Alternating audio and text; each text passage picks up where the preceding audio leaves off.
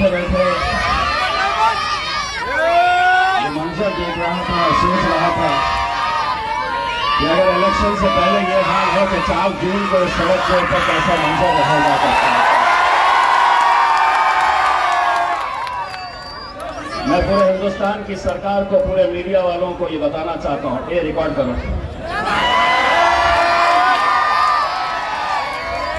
तुम जितनी ताकत लगा सकते हैं उतनी ताकत लगा लो। मैं यकीन के साथ कहता हूं कि हिंदुस्तान का सबसे बड़ा जश्न अगर कहीं मनाया जाएगा तो औरंगाबाद की सरजमीन तुम जितनी चाहे हथकंडे अपना लो, जितनी कोशिशें करनी है कर लो, लेकिन एक बात समझ लो, ये शहर ने पूरे हिंदुस्तान को अगर एक पैगाम दिया तो वो ये पैगाम था कि इत्तेहाद किसे कहते हैं। उसी इत्तेहाद की बुनियाद के ऊपर अल्हम्दुलिल्लाह पूरे महाराष्ट्र से इकलौता एक मुस्लिम एमपी चुनकर आता है, वो तुम्हारा बेटा, तुम्हारा भाई इम्तियाज जलील है। और सिर्फ अकेले महाराष्ट्र से नहीं, ये हम जैसे मुसलमानों को, दलितों को ये सोचने का वक्त आया है कि क्या हम गुलाम हो चुके हैं कि हम सिर्फ वोट डालने का काम करें। आज 10 ऐसे स्टेट्स हैं, 10 ऐसे राज्य हैं कि जहां से एक भी मुसलमान को टिकट ही नहीं दिया गया। आज की हालत, मध्य प्रदेश के अंदर एक भी आपका एमपी नहीं, राजस्थान में एक भी नहीं, गुजरात में एक भी नहीं, कर्नाटक में एक भी नहीं, झारखंड में एक भी नहीं, दिल्ली में एक भी नहीं। क्योंकि वो कहते हैं कि हम सिर्फ वोट डालने का काम करते रहो, सिर्फ वो तुम्हारा काम वोट डालना है, सत्ता में वो जाकर बैठेंगे। लेकिन जब ये आवाम एक साथ मिलकर एक ताकत बनकर खड़ी रही तो मैंने उन तमाम नेताओं को एक पैगाम दिया कि सुनो शरद पवार, सुनो राहुल गांधी, सुनो उद्धव ठाकरे, सुनो अजीत पवार, अगर आज के बाद स्टेज के ऊपर तुम बैठोगे तो इम्तियाज जलील नीचे नहीं बैठेगा, ऊपर तुम्हारे बाजू बैठेगा। मैं कोई गुलामों की राजनीति नहीं करता हूं। आज मेरे नाम से कहते हैं कि नरेंद्र मोदी को कमजोर करना है, नरेंद्र मोदी के सीटों को कम करना है, तो इम्तियाज जलील को यहां पे वोट मत दो, चंद्रकांत खैरे को दो। ये कहां से ऐसे लोग आ जाते हैं, इनके दिमाग का इस्तेमाल भूसा भरा है इनके अंदर, गुलामी की आदत हो चुकी है। महाराष्ट्र के अंदर 48 सीटें हैं, सारी ताकत उस एक सीट के ऊपर लगाओगे जहां पर तुम्हारा अपना एक भाई लोकसभा के अंदर नुमाइंदगी कर रहा है। अगर है हिम्मत तो 47 की 47 सीटें जीत के दिखाओ, और अगर पूरे के पूरे जीत भी गए, लोकसभा के अंदर आ भी गए, तो मैं तुमको लिख कर देता हूं, मैंने पिछले 5 सालों के अंदर ये देखा है, जब इस कौम के खिलाफ कोई कानून बन रहा है, जब हमारी मां और बहनों से कहा जा रहा कि तुम्हें हिजाब नहीं पहनना है, यूसीसी के कानून के तहत तुम्हें यह बताया जा रहा है कि हम इस मुल्क से मदरसों को बंद कर देंगे, तुम्हारी मजहबी शिनाख्त, तुम टोपी पहनकर बाहर नहीं आ सकते, टोपी पहनना है तो मस्जिदों में पहनो। ये कानून जब लाया जाएगा तो वो 47 के 47 गुंगे, मुक्के और बहरे बनकर बैठे रहेंगे। अगर वहां पर कोई नरेंद्र मोदी और भारतीय जनता पार्टी की आंख में आंख डालकर अगर कोई सवाल करेगा तो वो मेरा शायद बैरिस्टर असदुद्दीन ओवैसी और इम्तियाज जलील करेगा।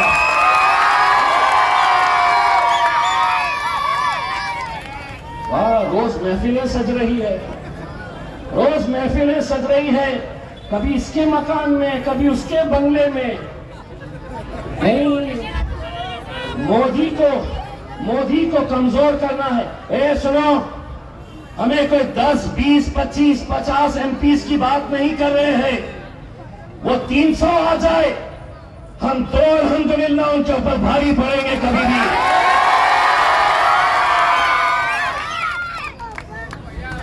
और किसके बारे में कह रहे, और किसके बारे में कह रहे? ओ भाईजान, पूरी ताकत 13 तारीख के दिन दिखा मेरे भाई, पूरा जोश 13 तारीख के दिन दिखा दे। 13 तारीख के दिन निकल और देखो, एक का मौका मिला तो 4 ठोक डाल।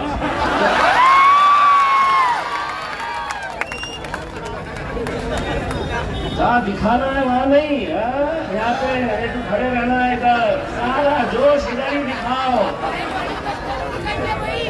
एक बात सुन ली, सवाल ये पैदा होता है कि आज जो महफिलें सज रही है, आपको ये वरगलाने की, आपको ये बताने के लिए आ रहे होंगे, आपके भी महफिलों में, शादियों में पकड़ रहे होंगे, चबूतरे पर बैठ रहे होंगे, आके आपको होटलों के अंदर समझा रहे होंगे कि 2019 के अंदर इम्तियाज जीत गया, अब नहीं जीतता।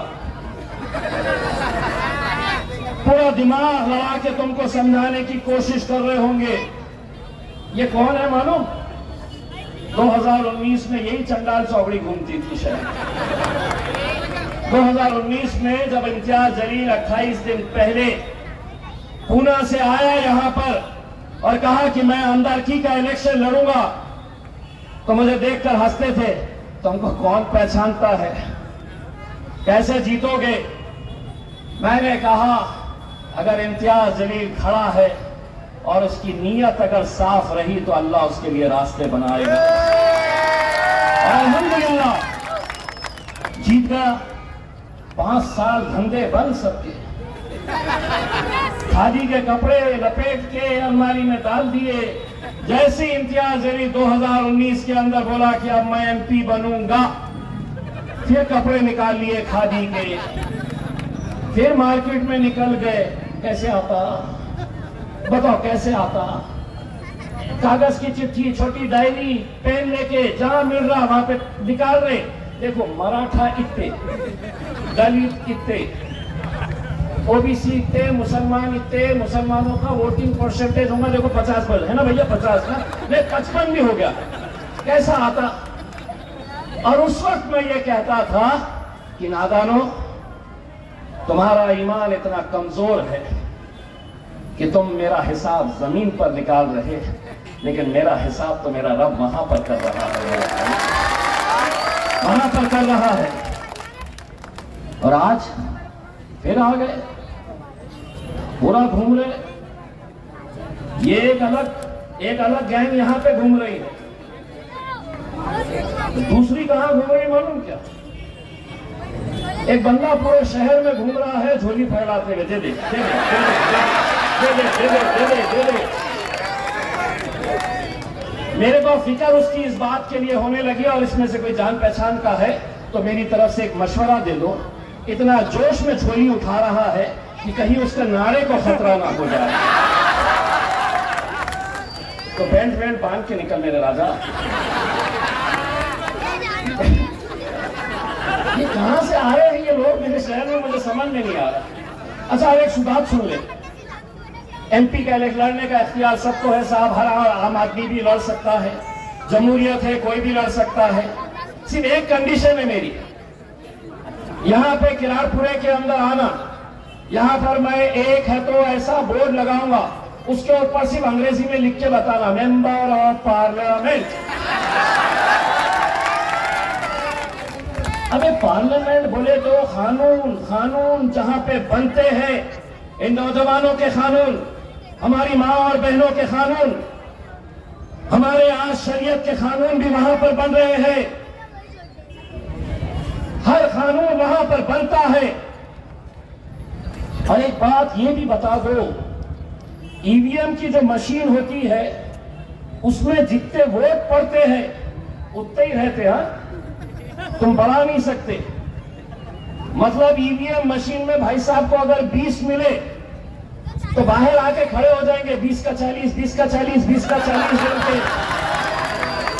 पुरानी आदत, अम्बा अफसरा, अंजलि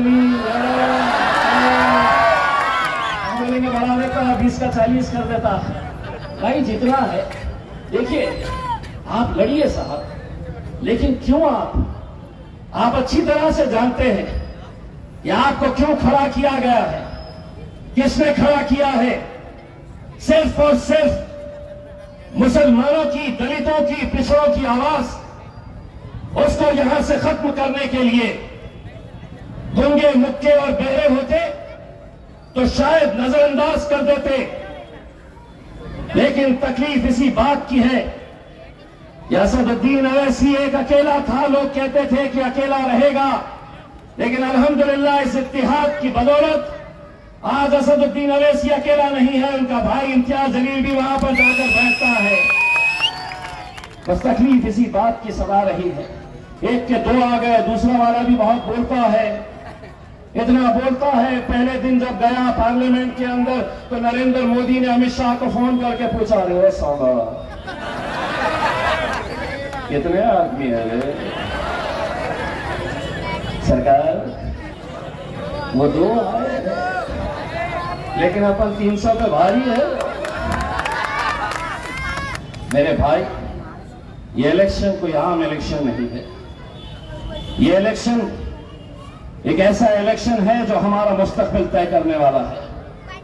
आपको मैं डरा नहीं रहा हूं, लेकिन ऐसे ऐसे कानून बनाए जाने वाले हैं, ऐसे कानून लाए जाने वाले हैं कि जिससे हमारी आने वाली नस्ल, हमारी माएं और बहनें हमारे मदरसे रहेंगे नहीं रहेंगे, हमें किस तरह की तालीम, हमारे स्कूलों के अंदर तुम्हें क्या पढ़ाया जाएगा, ये सब बातों के फैसले वहां पर होने वाले हैं। दोस्तों, एक बात मैं और कहना चाहता हूं, और आज ये महफिल देखकर मैं जरूरी समझता हूं कि इम्तियाज जलील ने इनके बारे में ऐसा कहा, उनके बारे में ऐसा कहा, तो सुनिए। हिकमतन आज जिस दौर के अंदर हम जी रहे हैं, जो हालात है, पुणे के करीब सतारा जिले का एक छोटा सा गांव, 31 साल का एक सॉफ्टवेयर इंजीनियर नूरुल हसन नाम का एक लड़का व्हाट्सएप के ऊपर एक स्टेटस रखता है। वो स्टेटस के खिलाफ, स्टेटस किस बात का, कौन सा स्टेटस? तो औरंगजेब रहमतुल्लाह का स्टेटमेंट रखता है वो। नतीजा क्या होता है? सतारा के उस छोटे से गांव में बजरंग दल, विश्व हिंदू परिषद, शिवसेना के लोग उस गांव के ऊपर हमला करते हैं, जहां पर यह सितंबर 2023 की बात कर रहा हूं। उस गांव के ऊपर हमला करते हैं, उसे सावली नाम का गांव, उस गांव के ऊपर हमला करते हैं। मिसबाह नूरुल हसन नाम का ये लड़का, 7 महीने की उसकी बीवी प्रेग्नेंट, खाना निकाली रात का, शौहर से कही कि खाना खा लो। नूरुल हुसैन कहता है कि मैं इशा की नमाज पढ़ के आऊंगा फिर खाऊंगा। मस्जिद जाता है, छोटा सा गांव, छोटी सी मस्जिद, 4-5 मकान। मस्जिद में जब जाता है, नूरुल हुसैन ने कोई स्टेटस नहीं रखा था, किसी और बच्चे ने रखा था, लेकिन हमला किए। जब गांव के अंदर कुछ गाड़ियों को जलाए, किसी ने कहा कि मस्जिद में अभी ईशा की अजान वक्त हो रहा है, तो उस मस्जिद के अंदर हमला किया गया। नूरुल हसन 31 साल का खूबसूरत सा नौजवान वजू कर रहा था, बाहर से पहले पथराव किया गया, नारे लगाए गए कि नूरुल हसन भागकर आया, मस्जिद का दरवाजा बंद कर रहा था, मस्जिद के दरवाजे को बंद करने की कोशिश कर रहा था। उतने में ही ये गुंडे वो दरवाजा तोड़ते हैं, तोड़ के मस्जिद के अंदर घुसते हैं। बड़ी फर्शी पड़ी है, नमाजियों को बचाने के लिए नूरुल हसन कोशिश करता है, गिर जाता है, उसके सर के ऊपर इतनी बड़ी फर्शी मारकर उसे लहूलुहान किया जाता है। दोस्तों, नूरुल हसन जगह पर ही खत्म हो गया। मस्जिद में खत्म हुआ। तसव्वुर करो, उसकी बीवी, उसके बुजुर्ग बाप को जब यह पता चला कि बच्चा नमाज पढ़ने गया, 7 महीने की प्रेग्नेंट उसकी बीवी को यह बताया गया कि तुम्हारा शौहर इस दुनिया में नहीं है, कभी तसव्वुर करोगे क्या मंजर रहा होगा, क्या कैफियत रही होगी? आज कहने के लिए तो मैं बहुत कुछ कह सकता हूं, लेकिन आज हिकमतन कोई नहीं गया उस गांव के अंदर, कोई फटका नहीं। ये जो यहां पे बड़े बड़े भाषण कर रहे, कोई फटका नहीं। इम्तियाज जलील के पास ये ओहदा था मेंबर ऑफ पार्लियामेंट का। वहां के एसपी को फोन करके बताया, जब मुझे ये खबर मिली कि ये हत्यारों को छोड़ने की कोशिश की जा रही, इम्तियाज जलील तुम्हारी दुआओं की बदौलत जो बना है, वहां के एसपी को कहता है कि अगर 3 दिन के अंदर अगर ये पूरे आरोपी अरेस्ट नहीं हुए तो इम्तियाज जलील सतारा के अंदर आकर बैठेगा। 2 दिन के अंदर पूरे आरोपियों को गिरफ्तार किया गया। दोस्तों, सुनो, घड़ी मेरी चलेगी, मैं एमपी हूं, हमारी घड़ी 5 मिनट आगे चल रही है, मैं 5 मिनट तो पीछे हूं। मेंबर ऑफ पार्लियामेंट हूं ना, खासदार हूं ना, मेरी घड़ी बराबर, मेरा वक्त बराबर चल रहा है। जिसका वक्त खराब चल रहा है वो देख ले अपना वक्त कैसा जाने वाला है। अपना वक्त तो अल्हम्दुलिल्लाह। मेरा सिर्फ इतना कहना है मेरे भाई, बहुत सारी ऐसी बातें इन 10 सालों के अंदर मैंने देखा है, मैंने महसूस किया है। भड़काने के लिए, नौजवान बच्चों के जज्बात को खेलने के लिए, किराड़पुरे का वो दंगल आज भी मुझे याद है। उस वक्त भी मैंने इस मुल्क के वजीर आजम को एक पत्र लिखा था, अमित शाह को एक लेटर लिखा था, महाराष्ट्र के मुख्यमंत्री को एक लेटर लिखा था, और ये कहा था कि ये जो यहां पर दंगा हुआ है उसमें मेरा किराड़पुरे का कोई नौजवान शामिल नहीं है, और अगर तुम्हें साबित करना है तो तुम एक इंक्वायरी लगाओ, एक हाई लेवल इंक्वायरी लगाओ। मैं तुम्हें बताऊंगा कि कौन लोग थे, कौन लोगों ने यह हरकत की है। किसी का जवाब नहीं। प्रधानमंत्री नरेंद्र मोदी साहब का एक दिन जवाब आया मेरे लेटर के ऊपर। मैंने कहा कि चलो, खुशी की बात है कि इंक्वायरी होगी। पत्र में क्या लिखा था? आदरणीय इम्तियाज जलील जी, आपका पत्र मिला, धन्यवाद। कहां से कैसे कैसों को क्या क्या बना देती है यार ये।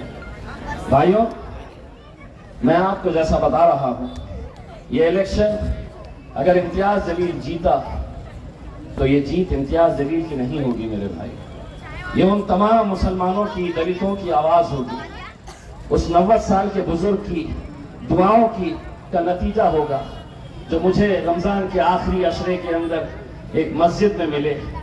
मैं जाकर उन्हें जब मिला, हाथ मिलाया उनसे, मैंने कहा कि मेरे लिए दुआ करना। बुजुर्ग शख्स, 90-52 साल की उम्र होगी, तो उन्होंने मुझसे कहा कि बेटा मैं जालना का रहने वाला हूं, मैंने कहा मेरे लिए दुआ करना, तो उन्होंने कहा कि पूरे रमजान मैं और मेरे पूरे घर वाले तहज्जुद में उठ के तेरी कामयाबी के लिए दुआ करते हैं बेटा। जालना का रहने वाला, क्या जरूरत है उसे, क्या वजह है उसे। मैंने जब उन्हें हाथ पकड़ा तो कुछ आंसू मेरी आंखों में थे और वो बुजुर्ग शख्स फूट फूट कर रोने लगा।